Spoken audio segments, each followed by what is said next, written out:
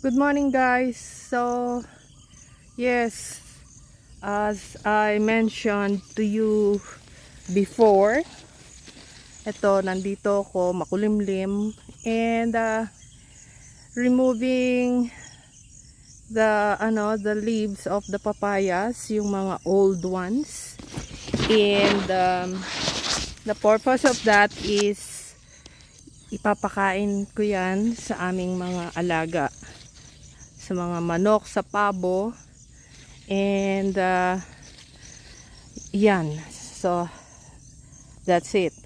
So right now I think I will stop cutting also the old or yellow leaves ng aming mga saging, kasi gagamitin namin sa isang project na gagawin namin, a new project, which is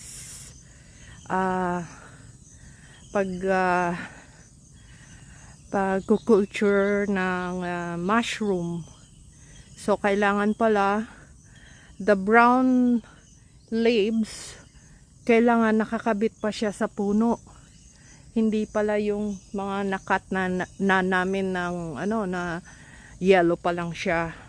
So because gusto ko kahit papano malinis ang mga sagingan or ang mga saging, but then now hindi muna namin sila aalisin dahil uumpisa na namin ang pagkukulture ng mga mushroom, which is yan.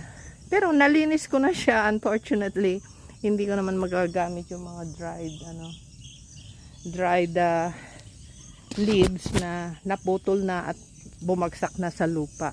So ayan, that's it. Nandito ako, time check 8:21. So it's therapeutic for me to do this every morning, seeing my papayas really doing well, namumulaklak, may mga bunga and so forth. So next batch cleanup will be happening perhaps tomorrow again. 2 rows lang yung nalinis ko. And that's it. Good morning guys again, and have a lovely one. Just keep going, keep positive, and stay happy. God bless.